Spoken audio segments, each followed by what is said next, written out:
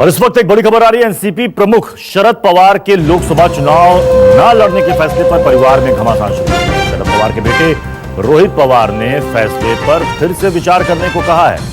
उन्होंने फेसबुक के जरिए अनुरोध किया है कि हम आपके सभी निर्णयों का सम्मान करते हैं, लेकिन मैं और कई अन्य कार्यकर्ता चाहते हैं कि आप अपने फैसले पर फिर से विचार करें।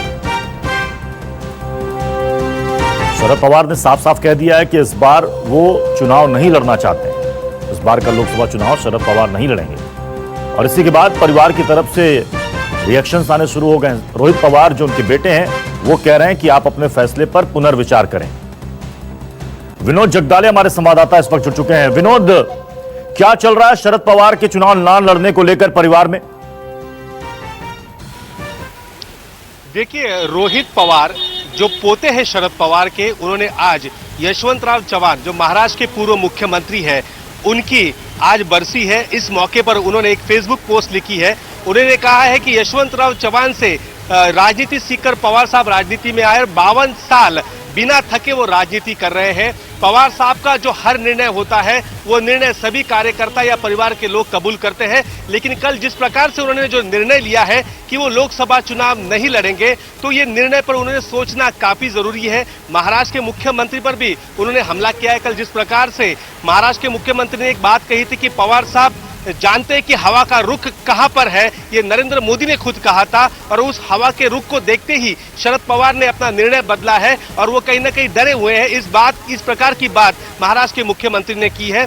फिलहाल रोहित पवार ये चाहते कि शरद पवार माड़ा लोकसभा सीट से चुनाव लड़े और ये काफी जरूरी है, लेकिन जो अंदरूनी परिवार की ये बात सामने आई है कि खुद शरद पवार ने ये बात कही है कि एक परिवार के 3 लोग अगर चुनावी मैदान में उतरेंगे, माड़ा लोकसभा सीट से शरद पवार, पार्थ पवार मावल लोकसभा सीट से, सुप्रिया सुले बारामती से, तो ये मैसेज लोगों में काफी गलत जाएगा कि एक ही परिवार के 3 लोग चुनावी मैदान में होंगे, तो इसलिए मैं अपना नामांकन पीछे ले रहा हूं। शरद पवार ने कल एक बात ये भी कही कि पिछले 52 साल से राजनीति कर रहा हूं, 14 चुनाव मैंने लड़े हैं, 14 के 14 चुनाव मैंने जीते हैं, मैं डरता नहीं किसी भी चुनाव से। कोई ये ना समझे कि मैं डर के पीछे हट रहा हूं, लेकिन कहीं ना कहीं आपसी परिवार में बातचीत करके ये बात उन्होंने ये फैसला लिया है। लेकिन प्रत्युष एक बात ये भी है कि खुद अजीत पवार है वो अड़े हुए हैं कि अपने पोते को मावल लोकसभा सीट से लड़ाने के लिए शरद पवार नहीं चाहते थे कि पार्थ पवार अभी फिलहाल सक्रिय राजनीति में आए, लेकिन पार्थ पवार ने कहा है कि